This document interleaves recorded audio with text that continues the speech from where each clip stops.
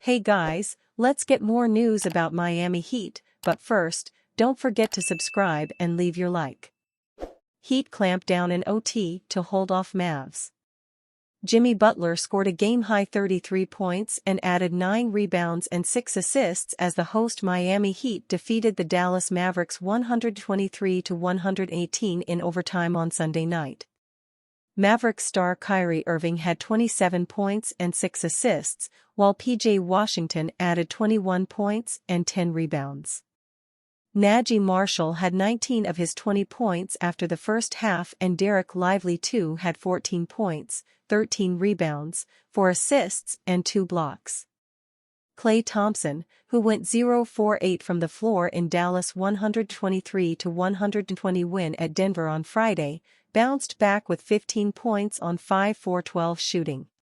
The Mavericks played without reigning NBA scoring champ Luka Doncic, wrist. Miami, which had been off since Monday, had double-doubles from Bam Adebayo, 19 points, 11 rebounds, and Tyler Herro, 18 points, 10 boards. The Heat went ahead for good on Adebayo's three-pointer that made it 120-118 with 2:54 left in overtime. Dallas missed its final 7 shots after Lively's dunk put the Mavericks up 118-117 with 3:21 remaining. Adebayo finished 3 of 6 from three-point range for Miami, which shot 34.1%, 14 of 41, from distance. Dallas hit 10 of 43s, 25%, and shot 41.9% overall. The Mavericks took their first lead since the opening quarter on Irving's three-pointer that made it 106-103 with 4:34 left in regulation. Dallas clung to a 1-point edge as Irving stepped to the free throw line with 8.2 seconds left, but he made just 1 of 2 to leave the door open for the Heat. Butler capitalized with a dunk off a Duncan Robinson feed with 4.3 seconds remaining, and the game went to overtime after Spencer Dinwiddie's long three-point attempt at the buzzer went in and out. Dinwiddie finished with 7 points after shooting 1-for-12 overall, including 0-for-9 on three-pointers.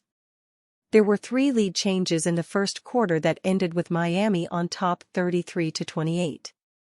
The Mavericks missed their last 6 shots in the quarter, allowing the Heat to close the period on a 9-0 run.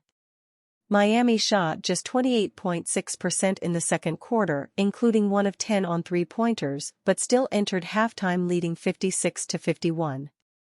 Just like the second quarter, 23-23, the third period was played to a draw, 33-33, leaving the Heat with an 89-84 lead heading into the fourth. Grading Heat players after exciting 123-118 overtime win against Mavericks. Jimmy Butler delivered a season-high 33 points, including a crucial dunk to force overtime, as the Miami Heat edged the Dallas Mavericks 123-118 on Sunday night. Butler's heroics were backed by Bam Adebayo's 19-point, 10-rebound double-double and solid contributions from Tyler Herro, Alec Burks, and Pelle Larsson.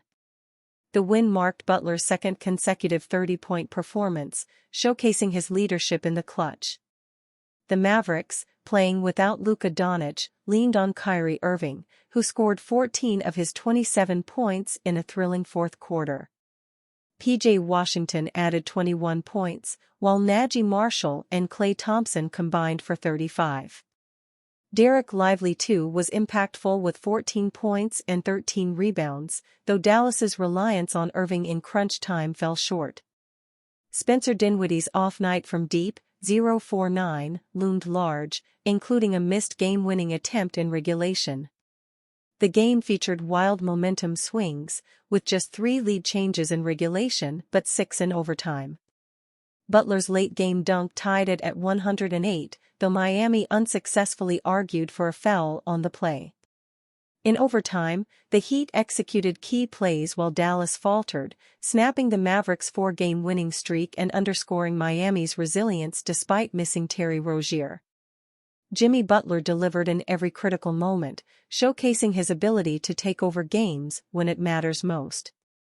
His emphatic dunk to force overtime highlighted his resilience, and his leadership on both ends of the floor carried Miami to the win.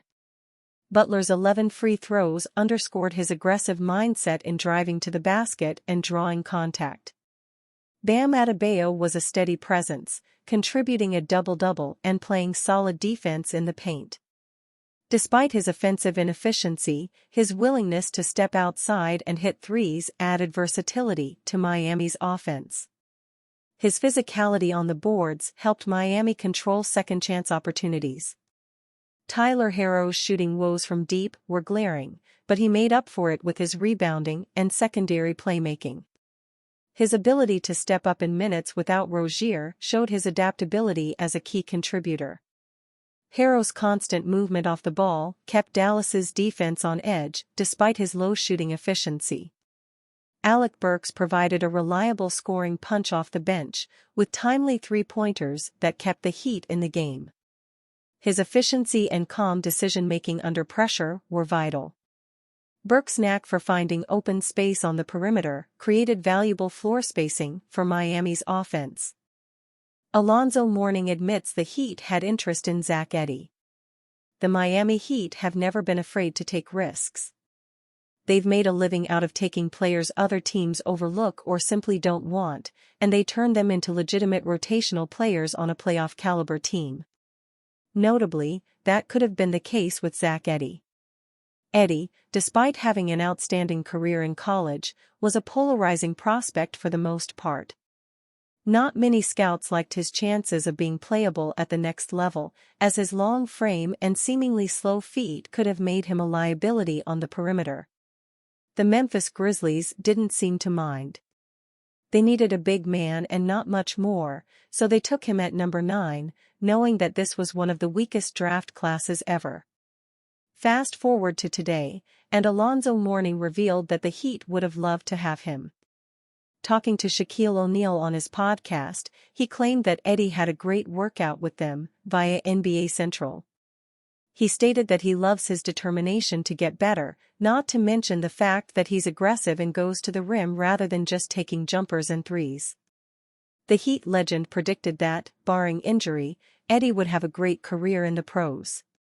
One might argue that Edey wasn't the kind of player who would have gone number 9 in most classes, but the Grizzlies could afford to make that move.